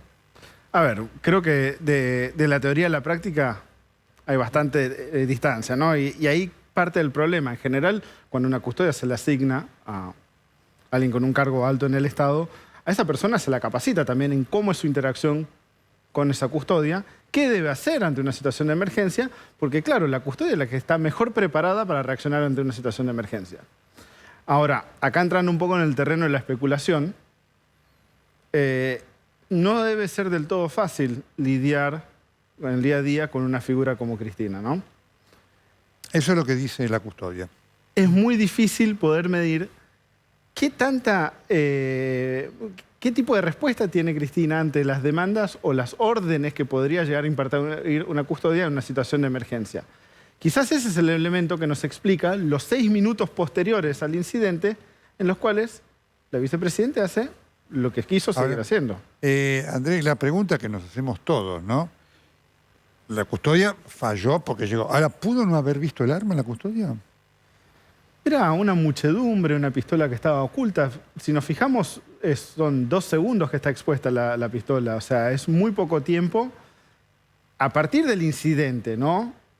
Lo que llegamos a ver, tendría que haber habido una reacción en términos de haber percibido que hubo. O sea, capaz no detectarla previamente, porque es muy difícil detectar una pistola en el bolsillo, en una campera de una persona. Sobre todo en estos días que todavía están usando abrigo las personas. Al verano. Apuntó. Pero el hecho es que exactamente, ahí es muy difícil de pensar de que alguien de la custodia no haya visto eso. Ese es el tema central, ¿no? A eso me yo entiendo que la vicepresidenta quizás no se haya percatado. No lo vio. Entiendo que muchos de los militantes en el momento no se hayan percatado, porque uno no se lo espera. Aparte, muchas veces, cuando vemos muchos incidentes con armas de fuego, la primera reacción no viene cuando aparece el arma, sino cuando es disparada el arma, ¿no? El sonido es lo que muchas veces hace reaccionar a las personas. No hubo sonido porque no hubo disparo. Pero la custodia tendría que haber percibido, detectado que hubo a 20 centímetros de la cara del vicepresidente una pistola apuntándole y que falló, aparentemente. En este marco, lo que surge, digamos, había habido una decisión de quitar las cámaras, porque son de allí de la zona, que hoy permitirían identificar mejor a la persona. Insisto con esto, ¿cuál es la responsabilidad de quien es el jefe y acepta que eso ocurra? A ver, la Policía Federal tiene asignado... A vos te llaman, ¿no es cierto? Sí. Te dicen, mira, Andrés, usted tiene que estar a la custodia, pero el que quiere ser custodiado no acepta que se apliquen ninguna de las normas que usted entiende deben aplicarse para una custodia. Ahí hay una cuestión que tendrá que ver cómo se maneja internamente. Yo no tengo claridad cómo ha sido la comunicación entre Aníbal Fernández y la custodia, entre la vicepresidente, cómo ella establece los parámetros de interacción. El jefe de la una custodia enorme. Es normal que un vicepresidente... Es una custodia grande la de ella, sí. Hay muchos puede elementos. ocurrir que el jefe de la custodia no esté en ese momento, que era un momento igualmente muy singular, ¿no? Sí, era singular, pero a ver, yo creo que en torno a lo que es la seguridad de la vicepresidente, yo voy a enfatizar la cuestión de los contrastes con lo que vimos en la semana y agregar un elemento que todavía no discutimos. ¿Cuál? El haber retirado a la policía de la Ciudad de Buenos Aires de la zona. ¿Eso fue un error? Porque políticamente... Más allá del punto de vista políticamente lo salvó a Rodríguez Larreta de un embate que hubiera sido tremendo. Por un lado, pero ese cordón de seguridad no era solo por los militantes y los vecinos, también contribuye a la seguridad de la vicepresidente. Acá lo dije yo. Tanto que se denunció de que, por ejemplo, la policía de la ciudad estaba filmando a los militantes. Si hay algo que carecemos sorprendentemente para un incidente de estas características es material audiovisual. Sí. Dependemos de 2 videos de baja calidad.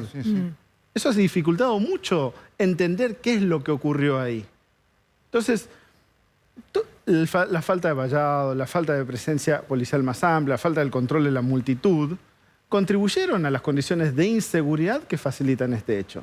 Entonces, creo que hay que reflexionar mucho sobre cómo se terminan tomando estas decisiones. Y no es una crítica necesariamente al Ministerio de Seguridad de la Ciudad o al de la Nación, pero claramente las condiciones de seguridad 5 días antes eran muy diferentes a las del día del atentado.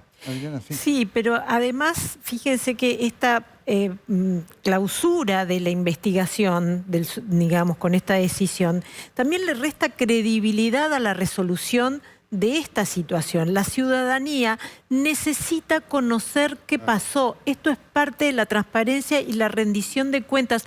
No es una decisión. Refiere, Adriana, por si alguno no lo captó bien, a esta decisión que ha tomado la vicepresidenta de no ordenar un sumario interno para ver qué es lo que había pasado y de no subirse a la querella, ¿no es cierto? Pero es que además hay algo que tiene que ver con la confianza que se genera. Así como rápidamente todos los funcionarios del gobierno no dudaron en culpabilizar a la prensa, la justicia y los actores opositores del intento, pareciera que se exime de toda responsabilidad a el personal que el Estado facilita para que esto no pase. Sigan. A ver, acá lo que me preocupa, y esto tiene que ver con cómo esto va a seguir en la parte judicial, cuál ha sido la posición, es que desde el gobierno la poca claridad que tenemos de los hechos, tanto por la falta de contenido audiovisual, por una cuestión casi técnica, pero también cómo se ha manejado la comunicación desde el gobierno, ¿no? Acá tenemos una cuestión que es muy preocupante, es que hay una instrumentalización de todos los hechos para ir construyendo un relato en torno a los hechos que tiene un fin final y está muy vinculado con lo que estaban hablando previamente, y me parece sumamente importante. Acá se está sentando las bases para construir un enemigo interno. La acusación del odio al otro, la demonización. Son elementos de que acá hay una transición de la patria es el otro, el enemigo es el otro, ¿no? Claro. Ahora, frente a esto, la pregunta es, ¿qué desafíos debería generar esto para la seguridad de la vicepresidenta? Porque ayer la vimos, hoy se sabe que están dando en un auto blindado, aun cuando el problema no fue en el auto, en ese medio, sino, digamos, la casa de la presidenta, ese contacto, ese tipo de contacto, imagino que para cualquier personal de seguridad debe representar un desafío, porque controlar una esquina es algo muy difícil, paradojalmente cuando se quiere hacer sin controlar nada, ¿no? Los elementos de seguridad que se puedan agregar solo son útiles si son utilizados en el momento que se necesitan. Claro. En el momento del atentado había un vehículo al lado de ella. O sea, Eso es lo que cuesta mucho entender. ¿Por qué no se la evacuó en ese vehículo? ¿Por qué no entró al apartamento? Ese tendría que haber sido... Entonces, le pones un vehículo blindado, como lo están poniendo ahora.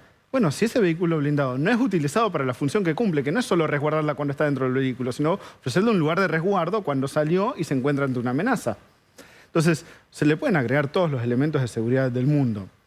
El tema es qué capacidad de toma de decisiones tienen los que están a cargo de custodiarla, cuál es la reacción de la vicepresidente, y después también, bueno, todo lo que tiene que ver con el aparato del Estado que tendría que estar funcionando para tratar de detectar amenazas. Más allá de que hoy en día estamos viendo que esto parece ser el acto de lo que se llamaría un lobo solitario. Sí, sí.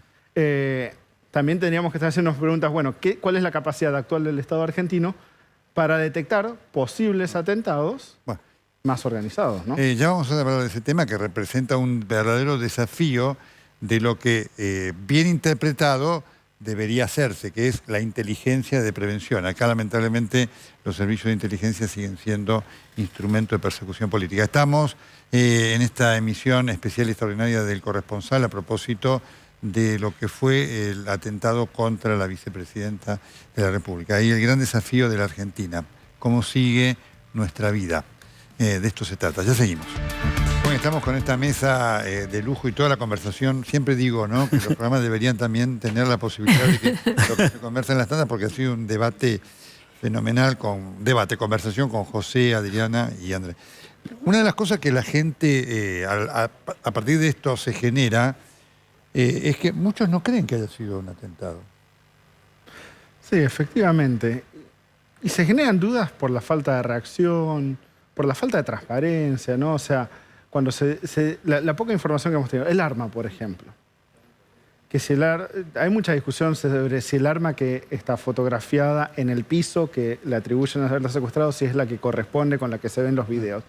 Mi análisis personal es que sí, corresponde. Pero no hay aclaraciones sobre el hecho. Lo único que tenemos es una foto de muy baja calidad de una pistola en el piso junto a 2 zapatos, ¿no? O sea, los pies de 2 personas tratando de custodiarlo. Se generan dudas, el allanamiento al domicilio del perpetrador, que encuentra munición pero que no corresponde al arma. Pero después, cuando ves las imágenes y ves los marcajes sobre la munición, sí corresponde, ¿no? O sea, entonces, la falta de explicaciones oficiales sobre lo que se sabe, entiendo que hay secreto de sumario y todo eso, pero también hay una falta de transparencia en cómo se encara todo, que creo que termina alimentando estas dudas. Entonces ahora tenemos el video del brasileño diciendo que es una pistola de agua y cosas así, que tampoco ayudan a esta discusión. Por eso acá hay un tema, insisto, ¿no? Pudo no haber visto ninguno de los custodios, porque el arma de hecho, la persona que está al lado, la ve el arma, que es el militante que se la saca, que le dice no, no, no, no. Cristina no se dio cuenta, pero el tema que genera aquí, como preocupación para adelante, porque una cosa es el ojo de cualquiera de nosotros, otra cosa, vos sos experto, el ojo de ustedes, que están atentos a que esto pueda pasar, ¿no es cierto? Sí. O sea, se supone que la formación de ellos está orientada a poder detectar este tipo de elementos con mayor velocidad de lo que nosotros estaríamos acostumbrados, ¿no? Y obviamente que si hay una amenaza directa, como es la pistola en la cara de la vicepresidente, tendría que haberse detectado.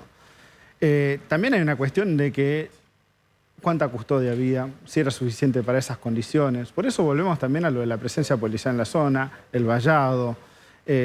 Son muchos elementos que tienen que entran en juego para poder tener un aparato de seguridad adecuado. Hay un tema clave que en la República Argentina, a la luz de lo que ha pasado con la represión y lamentablemente los excesos de la fuerza de seguridad y demás, está contaminado. Hago esta pregunta técnica. Visto la característica de donde vive la vicepresidenta, si ahí viviera otro jefe de Estado, ¿exigiría la presencia de personal de seguridad, de civil, haciendo inteligencia en el buen sentido para generar la seguridad del funcionario de la persona? En este contexto estamos hablando de inteligencia criminal y está perfecto que las fuerzas de seguridad lleven adelante inteligencia criminal, que estén tratando de identificar a potenciales amenazas contra la seguridad de cualquiera de los ciudadanos, pero en particular en este caso de una figura pública con un cargo tan importante, ¿no? Entonces, Pasa que nosotros tenemos muy asociado la inteligencia con algo muy malo. Por supuesto, efectivamente. Y tenemos todas las razones para hacerlo, obviamente, muy claro. legítimas. Pero a futuro, si nosotros no construimos capacidades de inteligencia, abrimos la puerta para estos hechos, para el avión venezolano con una tripulación iraní, para un montón de incidentes que van ocurriendo, en parte porque el Estado no necesariamente está preparado para lidiar con las amenazas que se le pueden venir. También es cierto, perdón, que hace 40 años que estamos en democracia. Todas nuestras fuerzas de seguridad ya son fuerzas de democracia. No podemos seguir agitando fantasmas que perjudican la vida ciudadana y la seguridad de nuestros funcionarios. Este ejemplo lo demuestra, es muy importante lo que vos decís. José, estamos fuera del programa, ¿no? Y muchísimas gracias a toda la gente, pero había un tema que quiero sobre el cual quiero que hagas una reflexión en estos pocos minutos que quedan, porque se plantea el tema del miedo de aquí en adelante, ¿no es cierto? Mucha gente está con miedo, claro, lo que vaya a venir en cuanto a la posibilidad de una realidad violenta en la Argentina, ¿no es cierto? Sí, mira cuántas cosas que se condensan, ¿no? La idea de, no el miedo útil, ¿no? Como decimos que siempre defendemos, no el miedo útil que nos lleva a poder objetivar adecuadamente lo que tenemos que enfrentar. Hablamos de ese miedo que proviene de esa amenaza desde lugares de poder, o esa amenaza que proviene desde lugares oscuros, o esa amenaza que está latente cuando no hay la sensación de que hay una seguridad que puede prever. Porque imaginemos que si la vicepresidenta no tuvo la seguridad necesaria, ¿qué seguridad puede tener cada uno de los ciudadanos? Ustedes me pueden decir, pero ¿a qué ciudadano se le va a atentar? Bueno, sabemos de la delincuencia cotidiana que hay. Quiero decir, el nivel de desamparo es grande. El miedo produce parálisis, el miedo produce inhibición, el miedo produce una sociedad violenta, el miedo impide una convivencia creativa. Es la característica y es el arma que usan aquellos que impiden el crecimiento democrático de una comunidad. Hay un ejemplo, es tan interesante, no porque sea bueno esto, porque estas cosas después uno las tiene que graficar. Hay cosas que, por ejemplo, las viven muy bien los taxistas. Dice, yo vengo escuchando a cualquiera. Póngale, desde uno que puede escuchar a Jorge Lanata, Jonathan Viale, a mí, a cualquiera, o a Víctor Hugo Morales, o a Gustavo Civil, lo que por ahí dice. Yo vengo escuchando tal cosa, pero cuando sube un pasajero, lo bajo, porque no sé si piensa A, B, C o D, y no quiero vivir una situación violenta. Esto es lo que se ha generado en Argentina. Vos estás marcando cómo este clima lo que genera es una tensión persecutoria donde cada uno que tengo al lado, en lugar de ser un supuesto aliado, es un sospechoso que me puede dañar. No, totalmente, porque además, y si piensa diferente, ojo, porque puede tener una situación de incomodidad, de potencialmente violenta en cuanto a decir, bueno, mire lo que está diciendo la discusión, es decir, lo que estamos, este miedo en la cotidianeidad son esas sociedades del silencio, ¿no? Esas sociedades de la sospecha. Es terrible. Creo que es muy, muy importante que tengamos claro que tenemos que convivir, por favor, todos los dirigentes, toda la sociedad. Si no convivimos, no tenemos ninguna alternativa. Me decía el otro día, para que veamos, porque insisto, ¿no? Y por eso tenemos estos invitados, para bajarlo a lo que es, porque una cosa es lo conceptual, ¿no? Me decía el otro día un destacado cirujano, mira, en el equipo tengo, ¿no?, un fanático kirchnerista y tengo un fanático del PRO. No sabés lo que es el quirófano. Porque las situaciones que se generan. Bueno, pero justamente... Me parece fantástico que haya kirchneristas, me parece fantástico que haya macristas, me parece... Lo único que no tiene que haber son fanáticos. Fanáticos, exactamente. Sí, pero además también, más allá de que se implemente o no se implemente este proyecto de discurso del odio, lo que se genera son mecanismos de autocensura. Cuando mencionaba el silencio como resultado del miedo, es la autocensura. Y una democracia autocensurada es una democracia sin diagnóstico. Porque si todos terminamos callando lo que pensamos por miedo a la reacción... Te voy a agregar algo, Adriana. El que asusta y amenaza, el que desde el poder genera ese miedo que le da un determinado dominio de la situación, en su mundo interno, en su ser, alberga miedo también. Y ese miedo lo hace más violento porque todos son sospechosos y todos lo persiguen. Por eso el autoritarismo que genera el miedo para sostenerse no se contenta nunca con el poder que tiene. Siempre necesita más, siempre es más opresivo, siempre es más asfixiante. Andrei, la última. Esto debería generar no solamente un replanteo de la seguridad de la vicepresidenta, sino de otros líderes políticos en la Argentina, este hecho. A ver, tendría que haber una revisión, por lo menos internamente, y decir, ante una situación similar, ¿están las capacidades para evitar? Porque acá se zafó porque el arma no falló. Sí, ¿Falló o porque hubo un error humano por parte del tirador? ¿No? Estamos de acuerdo. Hay otro tema, ¿no? Y tiene que ver con esto. Las posibilidades de que esto se repita no es menor. No, claro. O sea, este sujeto compró un arma ilegal que lleva probablemente 40 años dando vueltas en el mercado negro, porque es un arma muy vieja, nunca la habrán empadronado, capaz fue hace 20, 30 años, pero lleva mucho tiempo dando vueltas en el mercado negro. Su amigo mismo dijo que fue y la compró en la villa. O sea, hay condiciones para que un sujeto inestable acceda a armas ilegales y pueda perpetrar este acto. Ni hablar de aquellos que quieran perpetrar este acto ya en el contexto de una organización con una intencionalidad mucho más preocupante, ¿no? En términos de lo que implica políticamente y la división de nuestra sociedad, ¿no? Entonces, por un lado, sabemos que están dadas las condiciones, por eso tiene que haber un replanteamiento dentro de los ámbitos de seguridad de aquellos que pueden estar bajo amenaza. Y el esclarecimiento por parte de la justicia. Es muy importante acá el ejercicio de la justicia, porque es lo que nos saca de la venganza, nos saca de la ley del más fuerte, del uno contra el otro. Mira, me acordaba cuando estaban hablando recién, no sé si la frase es exacta, pero está ese escritor fantástico que era Renard, el francés, y que decía: la justicia es una de las palabras más hermosas del vocabulario. Cuando falta, todos tenemos que llorar. Muy bueno. Lamentablemente hay una profunda desconfianza en general hacia la justicia y sobre todo que pueda presentar resultados, porque eso es algo que estamos viendo mucho en la discusión en general. Y dice, bueno, pero ya se hace cargo de la justicia, ¿y en qué va a quedar? Va a quedar en, como tantos otros casos en la historia argentina, que no hay una resolución, no hay una claridad. Vamos a estar discutiendo de acá a 10 años si realmente fue el brasileño o no fue el brasileño, ¿no? Claro. Voy a la pausa y cuando volvamos les voy a pedir un minuto a cada uno de los invitados, ya para ir al cierre de esta edición extraordinaria y especial del Corresponsal. No se vaya, ya seguimos. Minuto final del Corresponsal. Tu reflexión final, José. No, simplemente es difícil sintetizar en una frase, pero te diría, no desoigamos la exigencia de la responsabilidad que todos tienen y todos tenemos en este momento. Y yo creo que si no nos proponemos realmente ser protagonistas, ser arquitectos de una amistad cívica, va a ser muy, muy difícil transitar el camino. Y convirtamos el va a ser muy difícil en vamos a intentar hacerlo. Adriana.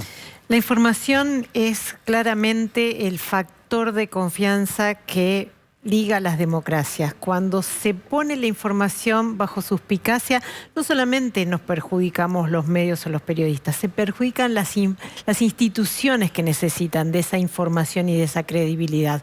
Con lo cual, me parece la peor de las estrategias. Andrei.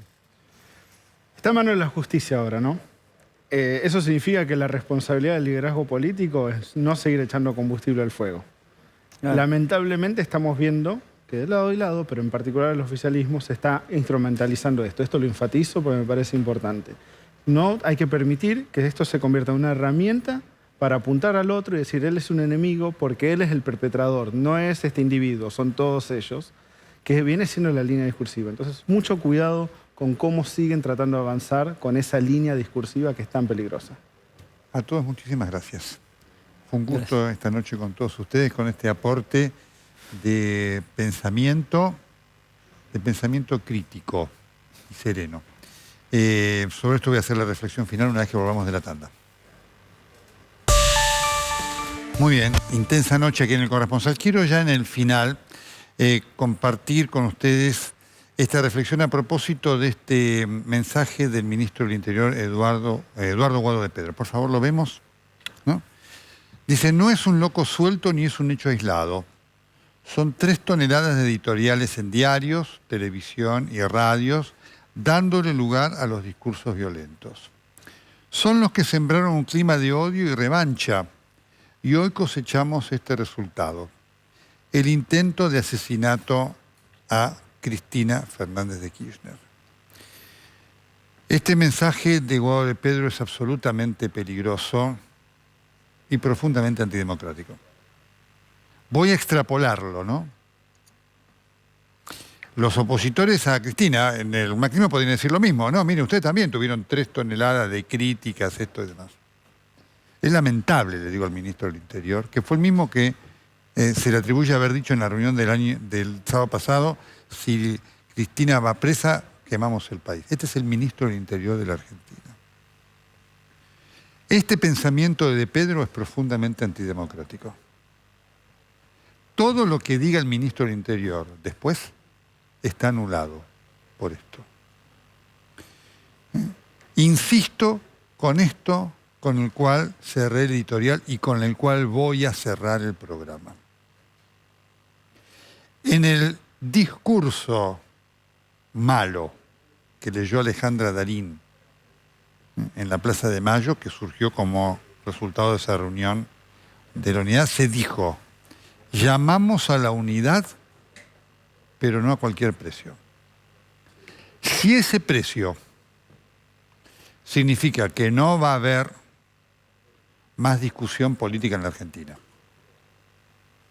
si ese precio significa que no va a haber más justicia independiente, fiscales y jueces que investiguen al poder, se llame Cristina Fernández de Kirchner, se llame Mauricio Macri, se llame quien se llamare. Si ese llamamiento a la unidad, ¿no?, pero no a cualquier precio, significa que el trabajo de nosotros, los periodistas, va a terminar, tanto de los que somos críticos al gobierno como de los que hoy están a favor del gobierno, pero fueron críticos con todo derecho contra Macri, entonces se termina la democracia. Esto debería generar la reflexión del kirchnerismo, que tiene un concepto de ejercicio del poder profundamente antidemocrático. Pero no es porque lo diga yo, sino porque lo demuestran los hechos, que, como siempre decimos, son sagrados. Siguiente. Ya viene Juan Budvilowski y su magnífico programa TN Extremo.